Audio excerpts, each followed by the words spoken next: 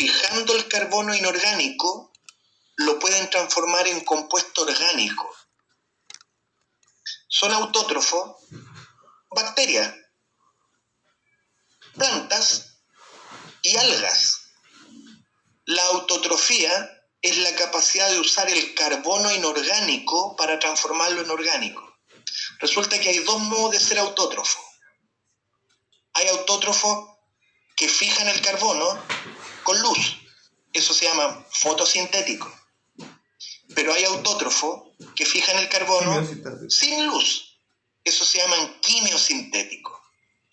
Los organismos autótrofos, por su capacidad de producir materia orgánica, son imprescindibles en los ecosistemas. Siempre tienen que haber productores. Heterótrofos son aquellos organismos que no tienen la capacidad de usar el carbono inorgánico para fijarlo y convertirlo en materia orgánica. ¿Y qué tiene que hacer un heterótrofo? Tiene que salir a buscar en el hábitat materia orgánica y consumirla. Tiene que ir a buscar directamente en su medio ambiente la materia orgánica que él no es capaz de sintetizar. Eso es un heterótrofo. Y las comunidades tienen organismos heterótrofos, los consumidores primarios, los secundarios, los terciarios y los descomponedores. Fotosíntesis es un modo de fabricar materia orgánica con luz. Son fotosintéticos los que fijan el carbono, pero requieren luz, para lo cual tienen un pigmento llamado clorofila. ¿Quiénes son fotosintéticos en la naturaleza? Bueno, hay eucariontes y procariontes. Organismos fotosintéticos, el más conocido son las plantas, pero no es el único. Las algas, que no son plantas, también son fotosintéticos. ¿En qué difieren? Eso debe estarlo buscado tú en tu casa porque te di la tarea hace tiempo. Si quieres, te la puedo sugerir ahora. Las algas, alumnos, como el cochayuyo, no son plantas, porque la pared que tienen las células de alga es distinta a la pared que tienen las células vegetales. Los pigmentos fotosintéticos del cochayuyo no son las mismas clorofilas de las plantas. Por lo tanto, el cochayuyo no clasifica como planta, pero es fotosintético. Y los otros fotosintéticos, aparte de plantas y algas, son bacterias fotosintéticas, las cianobacterias del mar. Producción primaria es re importante este concepto porque es la capacidad que tienen las plantas de producir materia orgánica. Y con esa materia orgánica que las plantas producen, pueden condenar la riqueza de una comunidad. Bueno, estos eran los conceptos claves de la clase de ecosistemas que estoy repitiendo, bioacumulación. Lo voy a revisar con una materia que vamos a ver luego. Ciclos biogeoquímicos, bioma. Bueno, en un ecosistema, alumno, tal como en pantalla te muestro, un ecosistema es un nivel de organización superior al de comunidad. Se llama ecosistema tanto la comunidad de seres vivos, pero tomado junto con el entorno físico donde está esa comunidad. Hay quienes dicen que un ecosistema es la biocenosis, o sea, la comunidad, más el biotopo. ¿Qué propiedad tiene un ecosistema? Mira, una de las propiedades es que eso que usted llama ecosistema no puede reutilizar la energía. No hay modo de volver a reutilizar la energía. La energía entra en los ecosistemas y sale como calor. Eso es una ley de la termodinámica. En un proceso de transferencia energética, la energía, la que sea, siempre se va a ir convirtiendo en calor. Y el calor es un modo de energía que no realiza trabajo. Eso te lo pueden estar explicando, no sé, en tu curso de química o en física. Resumen, que para un curso de biología creo que es suficiente que usted entienda que la energía entra al ecosistema, pero se pierde en forma de calor. Sigue un flujo lineal. En cambio, el comportamiento de la materia es como te voy a mostrar en pantalla. La materia es reutilizada por el ecosistema, porque la materia inorgánica va a ser convertida en orgánica por los productores. y la materia orgánica va a ser convertida en inorgánica por los descomponedores. De tal manera que producto de los productores y los descomponedores, la materia se reutiliza, pero en el ecosistema. El ecosistema es el que aprendió a reutilizar la materia, el ecosistema. ¿Me entiendes? Y el modo de reutilizar la materia es mediante ciclos biogeoquímicos. Se llama así, alumno, porque para reutilizar la materia participan seres vivos, pero también participan procesos geológicos. La placa tectónica, los volcanes, toda la corteza terrestre está involucrada incluso en la reutilización de la materia. Y como no es suficiente, también hay procesos químicos ambientales, reacciones químicas que ocurren en el medio ambiente permiten que la materia sea reutilizada por los ecosistemas. Entonces yo en la clase pasada te decía, hay que revisar algunos ciclos para tu prueba de transición, que yo quiero que rindan este año, para que este año estén en la universidad. Porque resulta que es cierto que estamos viviendo una situación excepcional, pero es toda la promoción. No eres tú la única persona en el mundo que está siendo afectada. Es toda la promoción, es toda la sociedad, alumno. Y en estas circunstancias igual van a seleccionar gente para la universidad. El que a usted piense que este año no le va a ir más o menos, pero es lo mismo que le va a pasar a toda la promoción seguramente este año. Los puntajes no van a ser tan altos, pero los puntajes se normalizan. Entre la promoción Pía Vicuña, si me estás escuchando, van a sacar el mejor puntaje, pero con aquella persona que haya respondido la mayor cantidad de preguntas, aunque hayan sido 40 preguntas, a ese Gil le van a dar 800 puntos. A pesar de que haya respondido 40 preguntas, le van a decir, vos eres el puntaje máximo, 800 puntos. Y de ahí para abajo van a hacer la escala, porque la escala Pía Vicuña se normalizan. Al que respondió más, le asignan el puntaje máximo, con independencia de cuántas preguntas haya respondido ese gallo. ¿Entendió? Así que ese argumento que usted usó de que este año se sentía que, olvídalo, porque toda la promoción está bajo las mismas condiciones que tú. Yo creo que en tu comentario tal vez un poquito más de dejación, ¿eh? Bueno, lo que requiere la prueba de transición es que el estudiante conozca el ciclo del carbono y el ciclo del nitrógeno. El ciclo del carbono lo recorrí contigo la semana pasada, que en esencia, la etapa más importante del ciclo del carbono es... Voy a recorrer un poco y luego voy a tratar de hacer algunos ejercicios, alumnos. Asenjo haciéndoles coaching a sus propios estudiantes. Arriba el ánimo, alumno. Arriba el ánimo. Mira, la primera etapa importante del ciclo del carbono es que el carbono inorgánico lo van a transformar en orgánico. Eso se llama fijación. Por ejemplo, la fotosíntesis.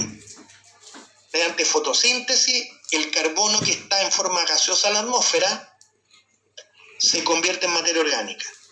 Y tú cierras inmediatamente el ciclo del carbono porque por un proceso que ocurre a nivel de las mitocondrias, los compuestos orgánicos se oxidan por respiración celular, de tal modo que tú devuelves el CO2 a la atmósfera. Entonces, esas son las dos etapas más importantes. La fotosíntesis o fijación del carbono, que puede ser por fotosíntesis o quimiosíntesis, y la respiración celular que devuelve el CO2. Entonces yo me acuerdo haberte preguntado hace 15 días, ¿quién de los que me escucha sabe de algún modo en que el carbono queda secuestrado de su ciclo? ¿Se acuerda que te hice esa pregunta? Y algunos me empezaron a responder como petróleo. Bien, alumno. Ese carbono orgánico en forma de petróleo ha estado así durante el último 1.000.000 de años. Como que tiende a quedar secuestrado. Pero no es cierto. Porque el petróleo tarde o temprano va a ser quemado y va a producir el CO2 con lo que se cierra el ciclo. Alguien me mencionó los diamantes. Es cierto, ese carbono, aunque no es orgánico, pero da lo mismo, ese carbono en forma de diamante puede estar 1.000.000 de años más en forma de diamante, pero tarde o temprano el carbono que incluso está como diamante se va a oxidar y va a volver a la atmósfera como CO2. Va a tomar tiempo, pero tiene que volver al ciclo. La cosa es que el carbono tiende a quedar secuestrado. Yo diría, un curso como el que estás escuchando, al evaluador le gustaría que tú dijeras petróleo, como petróleo, profesor. Del ciclo del nitrógeno, no lo voy a recorrer completamente, voy a decir las generalidades. El nitrógeno es re importante, niño, porque los seres vivos fabricamos proteínas con el nitrógeno. Fabricamos ácidos nucleicos, necesitamos el nitrógeno. El problema es que nosotros no podemos ir a sacarlo del aire, porque para eso están las bacterias fijadoras. Y aquí salta el tema. La mayor parte de la etapa de transformación del nitrógeno lo hacen bacterias. Ahí en pantalla está el ciclo del nitrógeno, que yo te voy a recorrer rápidamente la etapa. Se llama fijación la conversión del nitrógeno atmosférico en amoníaco, NH3. Pero luego eso lo hacen bacterias. Luego el amoníaco se tiene que oxidar a nitrito y nitrato, para lo cual existen bacterias llamadas nitrificantes. Una vez que se produce el nitrato en el suelo, recién las plantas lo usan como fuente de nitrógeno y lo asimilan y lo convierten en nitrógeno orgánico. Las plantas asimilan el nitrógeno en forma de nitrato. Y una vez que el nitrógeno ya está en las plantas, tú ya entenderás que la comunidad va a usar esas plantas para alimentarse. Y ahí comienza que el nitrógeno transita por toda la comunidad. ¿Cómo continúa el ciclo? Que los organismos excretan el nitrógeno en las orinas o en la descomposición de sus propios cadáveres por un proceso llamado amonificación, y tú devuelves el amonio o el amoníaco al medio. Cuando tú orinas, cuando usted hace pipí, tú estás devolviendo al medio el nitrógeno que formó parte de tus proteínas en forma de urea o amonio. Amonificación, en la excreción del nitrógeno. Este ciclo se cierra porque hay unas bacterias que toman el nitrato del suelo y lo descomponen en nitrógeno molecular, con lo que lo devuelven a la atmósfera. Yo te sugiero, revisa esto en tu casita, en tu estudio personalizado, hazte un dibujo hasta que estés seguro o segura de que tú manejas el ciclo del nitrógeno y avanzas. De los biomas de Chile voy a ir rápido. Se llama bioma un conjunto de ecosistemas que son parecidos entre sí, pero que lo único que tienen es que están distribuidos, están muy alejados en la corteza terrestre. Y Chile, que es tan largo, tiene varios biomas. Bioma de desierto, bioma de matorral o de bosque esclerófito, bioma de selva en el sur, bioma de estepa y finalmente un bioma de cordillera, que es la cordillera que nos recorre de pe a pa. Entonces yo en la clase pasada te estuve contando, mira, una comunidad joven está supeditada a sus productores. Por las condiciones que genera un desierto, eso impone restricciones a los productores. No hay muchos productores en un desierto. Y si no hay muchos productores, lamentablemente la comunidad se vuelve muy simplona, con muy poca riqueza. ¿Me entiendes lo que te estoy diciendo? En un desierto, por las condiciones climáticas, no hay muchos productores. Y eso limita la riqueza de toda la comunidad de desierto. Pero eso empieza a cambiar las restricciones a los productores en el bioma de matorral. Aquí las condiciones son más adecuadas para la vida. Hay más agua, el clima es más benigno y aparece una inmensa biodiversidad. Hay más productores. Y si hay más productores, hay más capacidad de producir materia orgánica. Y si hay más materia orgánica y más alimentos, la comunidad se vuelve más rica.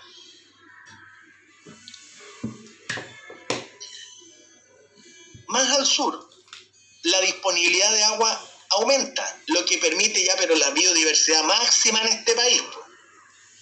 Árboles como el coihue, los canelos, los alerces, permite una biodiversidad inmensa, porque hay muchos productores de materia orgánica y eso permite una mayor riqueza de la comunidad.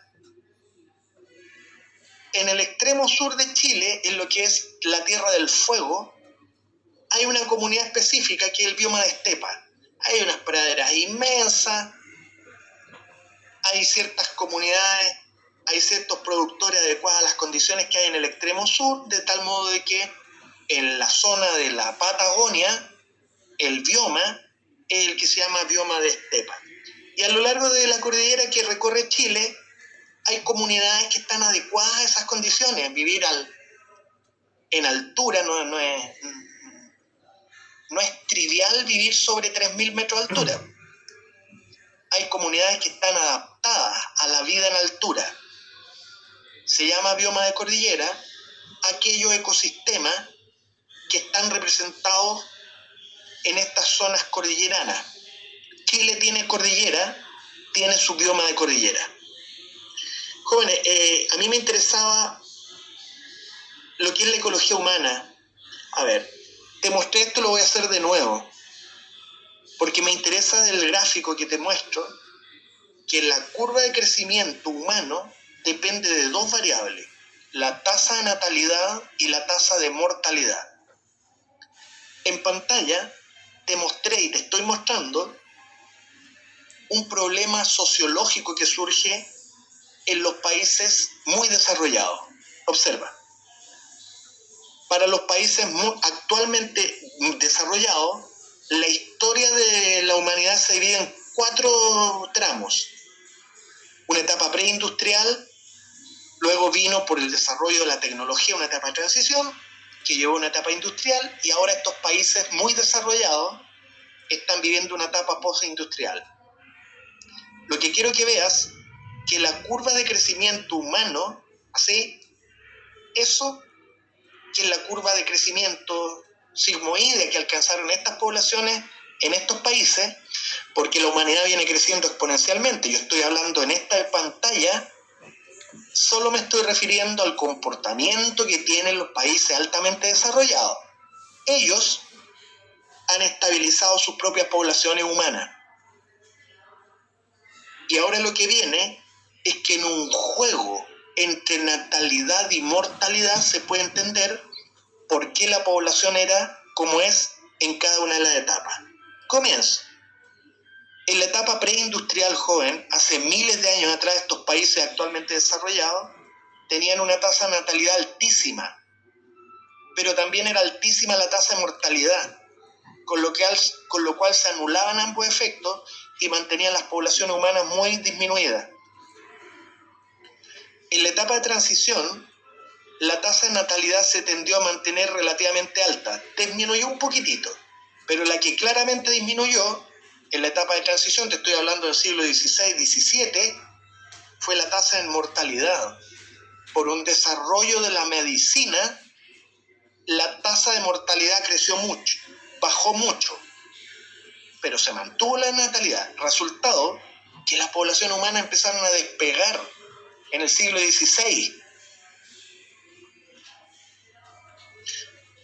En la etapa industrial, lo que ocurrió es un cambio de actitud de la mujer.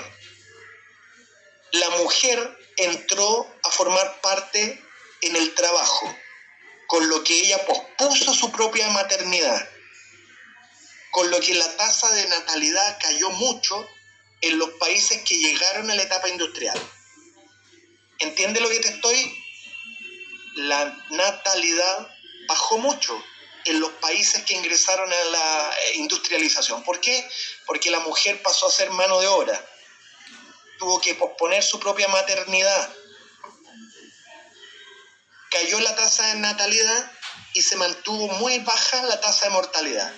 Con lo cual, los dos efectos se disminuyen y hacen que la población que ya venía creciendo mantuviera su crecimiento y tendiera a estabilizarse, porque natalidad y mortalidad tienden a anularse para cuando las sociedades llegaron a la etapa industrial.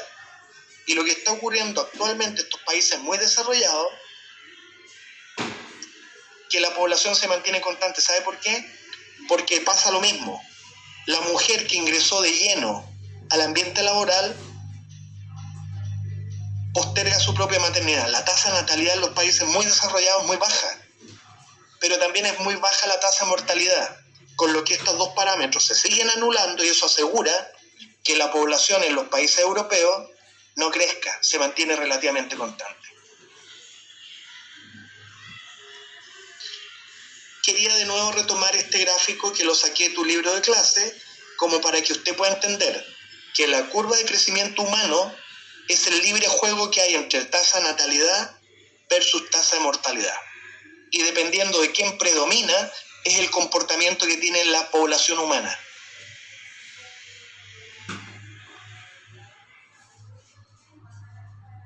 Bueno. La huella ecológica. Este es un concepto que te pedí la vez pasada. No la confundas con la huella de carbono. Voy a referir dos palabras a la huella de carbono, para luego seguir con la huella ecológica. Se llama huella de carbono a un parámetro que intenta medir el grado de desarrollo de un país o la cantidad de CO2 producido en la fabricación, en la manufactura de algún producto. Se llama huella de carbono, alumno, la cantidad de carbono en forma de CO2 que se produjo en la manufacturación de algo. ¿Entiendes? En la fabricación de algún producto de consumo, la huella de carbono te está indicando cuánto CO2 se liberó en la producción de ese producto de consumo. En cambio, la huella ecológica es otra cosa. Se llama huella ecológica la cantidad de áreas de cultivo que necesita una población humana para ser alimentada. En el gráfico que te mostré hace 2 semanas, y te lo estoy mostrando de nuevo, lo que se observa es un problema tremendo, alumno, terrible. Que como la población humana se duplicó en los últimos 40 años, esa recta que apareció en pantalla es que partiendo la población humana de un 100%, era lo que había en los años 60, no pasaron 40 años, alumnos, y la población humana se duplicó. En un lapso muy breve, somos muchos. Para alimentar a los muchos que somos, la huella ecológica ha venido creciendo también. Se necesitan cada vez más áreas de cultivo para alimentar a toda esta galla.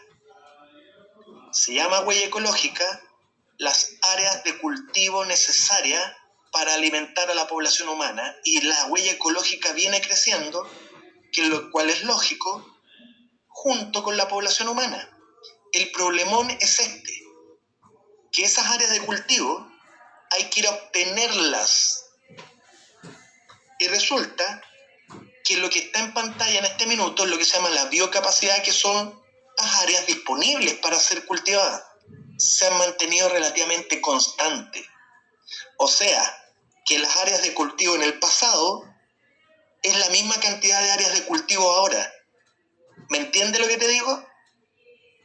Y por lo tanto, si la biocapacidad se ha mantenido relativamente constante, el problema es ¿de dónde diablos vamos a sacar más áreas de cultivo? Y la respuesta es simple: del ecosistema, del medio ambiente. Los ecosistemas son entes que pueden prestar servicio a las comunidades humanas, bienes y servicios. Y de los ecosistemas vamos a tener que ir a buscar las futuras áreas de cultivo necesarias para alimentar a la humanidad. Y aquí yo te muestro, aquí comienzan una serie de problemas, alumnos. En pantalla, voy a imaginar que lo que te estoy mostrando es la generación de más áreas de cultivo.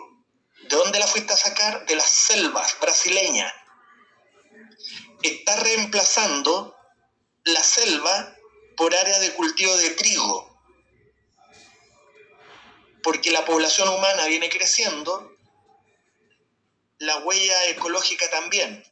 Y como la biodisponibilidad de áreas de cultivo se ha mantenido relativamente constante, hay que ir a buscar más áreas de cultivo. ¿Dónde? En las selvas del Brasil. Acá pueden ser, estas son futuras áreas de cultivo para cultivar arroz o trigo.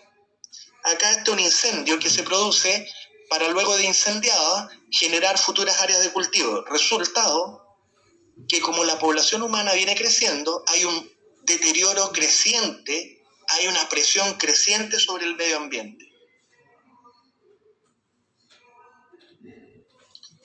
La necesidad de comunicar a las poblaciones humanas las obliga a construir vías, carreteras, y las carreteras van fraccionando los ecosistemas, que es un daño que se hace sobre ellos mismos. Si piensan lo que significa para una tortuga tener que atravesar esa carretera. Para ella es una valla insalvable, o una culebra, o una hormiga.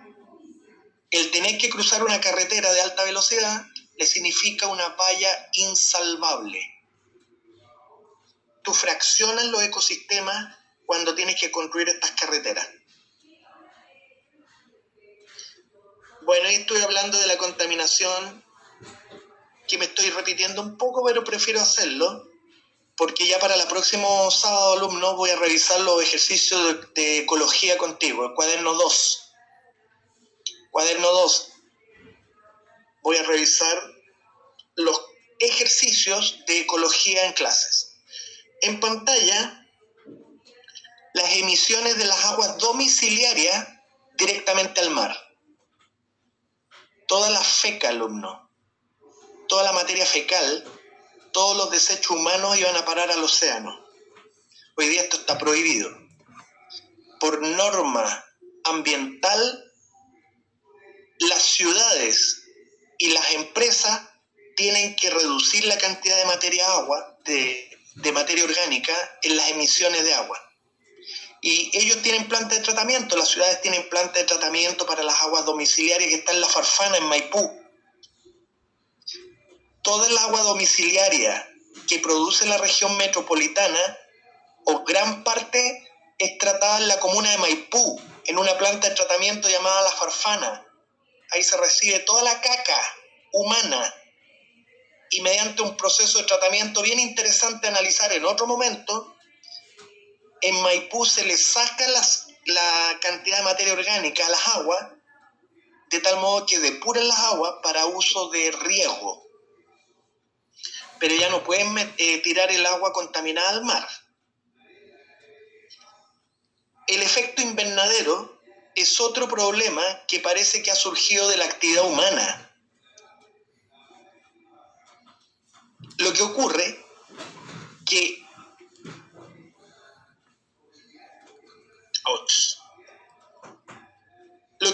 es que merced al envío a la atmósfera, alumnos, de muchos gases invernaderos, que probablemente el más importante por la cantidad que se envía es el CO2.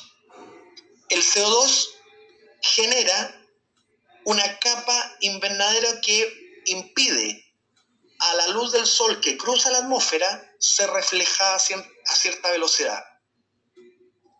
Repito, los gases invernaderos que son enviados por la comunidad humana a la atmósfera, entre ellos el CO2, el más importante, tiene el siguiente efecto: impide a la energía solar ser disipada a suficiente velocidad, de tal modo que esta energía tiende a concentrarse, a acumularse en la atmósfera terrestre, elevando la temperatura del planeta. Y eso está provocando un efecto global, que es lo que se llama cambio climático. Nadie sabe si el cambio climático que desencadenó el efecto invernadero es para bien o para mal.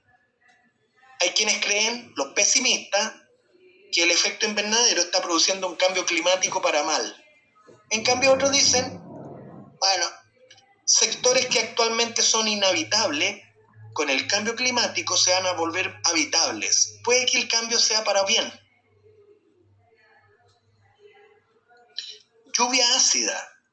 es otro problema importantísimo que tiene que ver con la emisión a la atmósfera de óxidos no metálicos, como de nitrógeno y de azufre.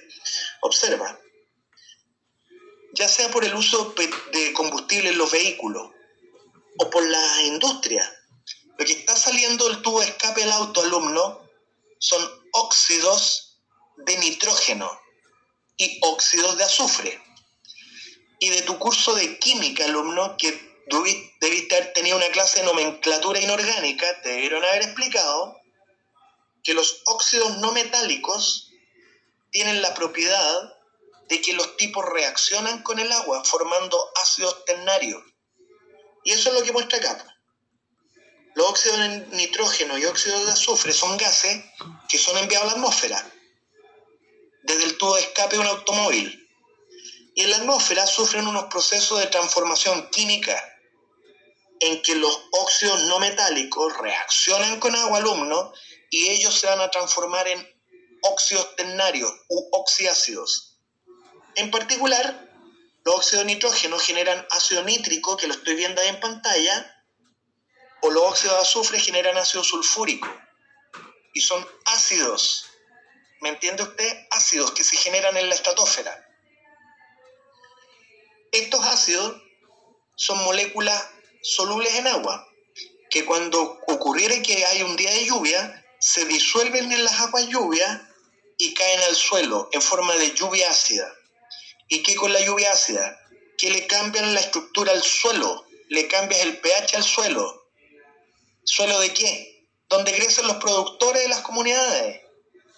En el suelo se fijan las poblaciones de plantas. Por lo tanto, si tú te metes con la estructura del suelo, te estás metiendo con los productores. Y si se mete con los productores, te estás metiendo con una comunidad completa de seres vivos. La lluvia ácida afecta al ecosistema.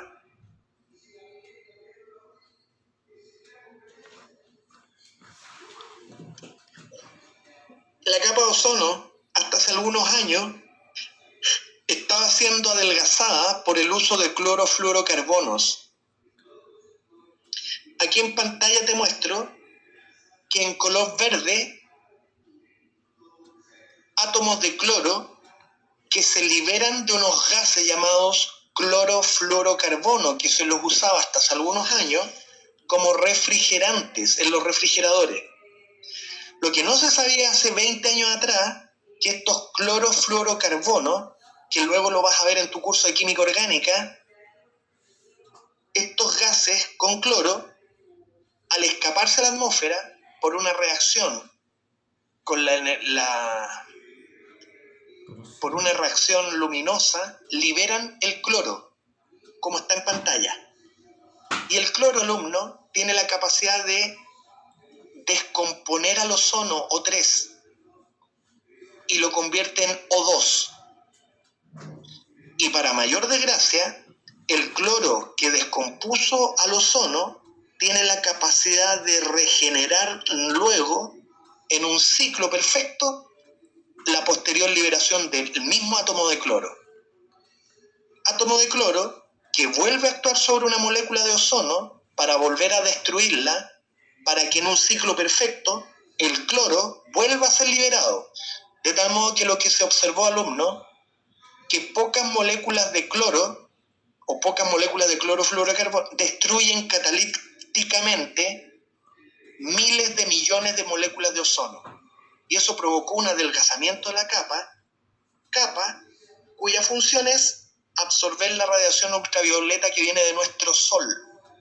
La radiación ultravioleta, ya se sabe, provoca daño en el DNA. De tal modo que es muy posible que unos protooncogenes puedan convertirse en oncogenes, y de ahí que el adelgazamiento de la capa de ozono no logra absorber la radiación ultravioleta. Se observa un incremento en el cáncer de piel. Afortunadamente para todos nosotros, la capa de ozono estos últimos años se ha venido recuperando, porque se prohibió el uso de clorofluorocarbono como gas refrigerante.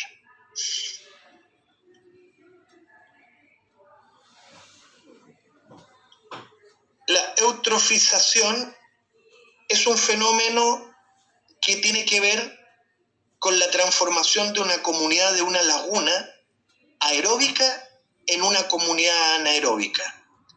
Es un proceso en varias etapas y estás viendo las escenas en pantalla. La primera escena es que en esta laguna hay un nivel normal de nutrientes. Nitrógeno y fósforo normales permiten una cantidad normal de agua, de algas, que sirven de alimento a los peces. Pero si usted incrementa los niveles de nitrógeno y fósforo, como podría ser con el uso de mucho abono agrícola, el exceso de nitrógeno y fósforo produce un incremento en la cantidad de algas. Algas que al proliferar en la laguna pueden consumirse el oxígeno disuelto. Y al hacerlo, provocan la mortandad de todos los organismos aeróbicos, de modo que el ecosistema transitó de un medio aeróbico normal en un medio anaeróbico, provocando la mortandad de peces y microorganismos. Eso se debe al uso excesivo de abono en la agroindustria, o también porque está emitiendo directamente a una laguna residuos líquidos con materia orgánica. El exceso de nitrógeno, el exceso de fósforo produce una proliferación de algas que se consumen todo el oxígeno. Y con esto termino, alumnos, la magnificación. Se llama magnificación biológica un problema asociado a las comunidades, en la que pasa que ciertas sustancias, alumnos, tienen la tendencia a ser bioacumulada por los seres vivos.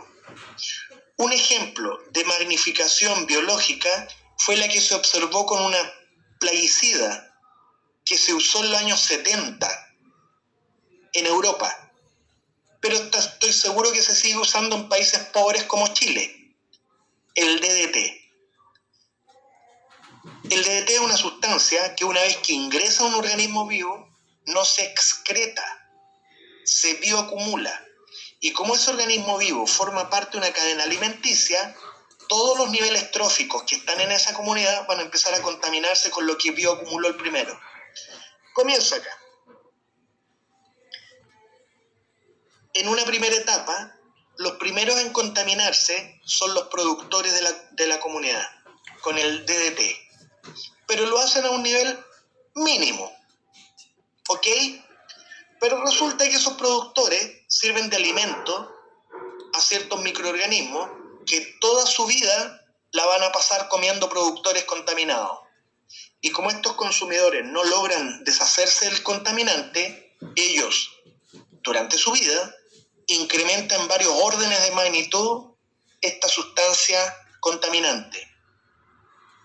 A su vez, estos consumidores primarios van a servir de alimento a consumidores secundarios, los que pasaron toda su vida comiendo estos consumidores contaminados, con lo que van incrementando en varios órdenes de magnitud este contaminante. En la medida que usted sube por los niveles tróficos de la comunidad, tú vas a ver que la concentración de esta sustancia crece. Eso es lo que se llama magnificación. La magnificación se explica por la capacidad de los seres vivos de bioacumular aquello que no pueden excretar. Y lo que se observa acá en pantalla es que al final el consumidor de mayor nivel puede ser tan alto el nivel del contaminante acumulado que para él se le puede volver tóxico. Como se observó en los primeros estudios que se hizo en Londres, cuando se observó que ciertas aves, su población venía decayendo, para luego observar que las cáscaras de los huevos tenían niveles incrementadísimos de DDT. Y los niveles de DDT habían llegado a ser tan altos por el problema que te acabo de contar, por el de la magnificación. Niños, estoy llegando al final de la clase. Para el próximo sábado voy a revisar los ejercicios de ecología del cuaderno número 2. Si llegaste tarde, escribe tu nombre porque la lista ya lo pasé. Eso es todo por hoy día, jóvenes. Ven.